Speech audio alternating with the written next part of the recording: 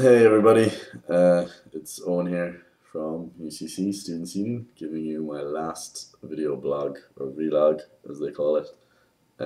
It's the 30th of June 2010, and 365 days ago I was about to become the president of the Students Union. So here I am on my way out the door, and the year's absolutely flown by.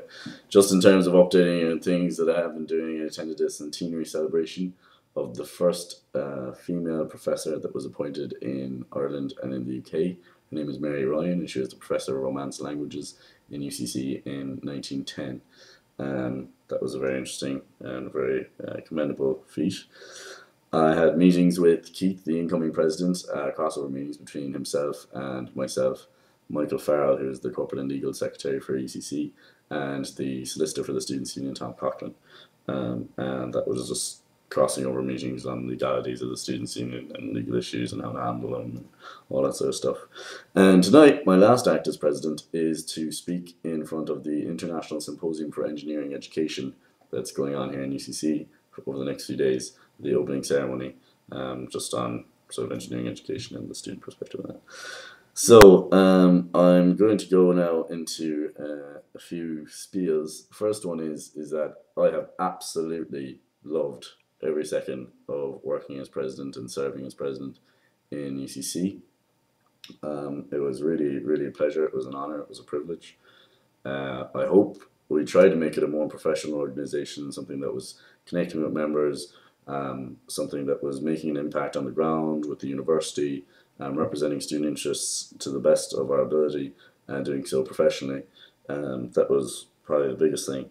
But I do want people to understand that although we tried very hard to make this as professional an organization as possible, we aren't as well funded as other students' unions. We don't have as many staff, not nearly as many. There's 7 people working in this office and there's 19,000 of you guys. So it's a little bit difficult at times. And 4 of those staff are students. So it's a really tough going, and I'd like people to know how difficult it can be for students' union officers. And I'm not talking about presidents because I think that would be inappropriate for me to talk about that, but members of my team who've suffered a lot of stress over the past year. And I think that it's a real testament to their strength and to their character that they stuck with it and they achieved what they did. So I would like people to know that to have a little bit of patience. There are students' unions trying to improve the professionality of this union every year, and we're getting there bit by bit, but we will only get there with your help, not without it.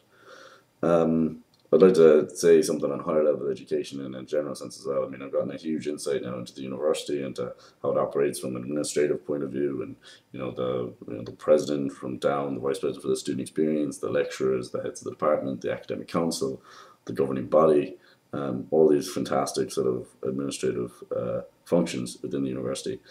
And what I've seen is that we are seriously under threat as a higher level educational system in Ireland. It's a serious issue. I think that we run the risk of looking at a university like you would look at an insurance company. That when you buy insurance from a company, you want to know that you're getting the best customer service possible, and that is something that you should demand from a university, absolutely. But I think that we run the risk of turning the university into some sort of administrative, bureaucratic nightmare, when in reality what it is it's supposed to be a centre of learning, centre of truth, a centre of research, a centre of knowledge in society. And I think if we want that within our society, if we want good forms of that, we need to hire good staff in a proper sense. We need to make sure that that is a central business of the university, teaching and learning and research. But we have to be prepared to fund it properly as well. There's been a serious decline in funding in third level education by this government, and by as a percentage of GDP, we're actually behind majority of the European Union. So I think that we're running a real problem, a real risk here. And what's interesting about that is that even though we have a lower amount of funding going to the universities than the majority of the European Union states, we have the second highest fees to go to education in Europe, with the exception, of course, of being the UK, who have introduced tuition fees and are looking to increase them. So that's my spiel on higher level education. I hope people feel as strongly about it as I do. I think it is really the future of our country. I think it's an important area and a bedrock of the foundations of our economy. And I think without it, that we'd be in serious trouble. Education is so important. I'd like to talk as well about just the idea of service in society. I've I was never involved in the students' union before. I'd never really done a public service role before, and I went into this job just wanted to do a good job. And I think, particularly looking at, like, I mean, I was a politician. I was a student politician for a year, um, and initially I didn't really like that word. I preferred to be, a leader, a manager, somebody who's contributing, a community leader, all that sort of stuff. That's what I sort of considered myself. And ultimately, I did have to engage in politics. That was unfortunately part of my brief, whether I liked it or not. Um, but I strove to serve, and my teammates strove to serve, and in my opinion, they served extremely well. And I hope you feel that we did serve well too.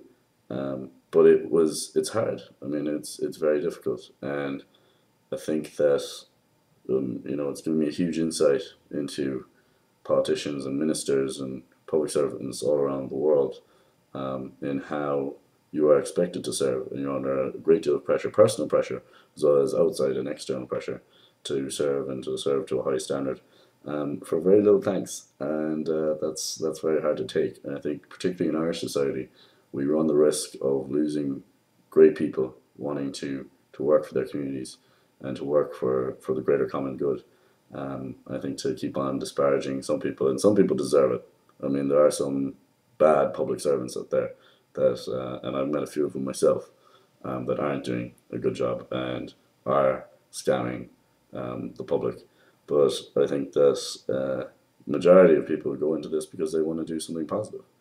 So we shouldn't all paint them all with the same brush just because a few politicians let their hands get dirty with some brown envelopes. Um, I have to thank a few people. Well, first of all, I'd like to thank Ian, Rebecca, and Shelley. They were a fantastic sabbatical team to work with. My 3 other student officers within this office. I want to thank the staff, Marika, my assistant, Sarah, Ian's assistant, Aisling, Danielle, Louise, Fidelma, the secretary, Dennis, the student union administrator, and Vince, the entertainment manager. Randall, John, you're all fantastic, fantastic people to work with. And the office atmosphere is really positive, which is great to come into work like that every day. I want to thank all the people on the executive. There's about 14 or 15 of us. You know who you are. I suppose I should name you out anyway, shouldn't I? Trish, Megan, Hazel, Ian, Murphy, Emer, David, Katrina, the Addie.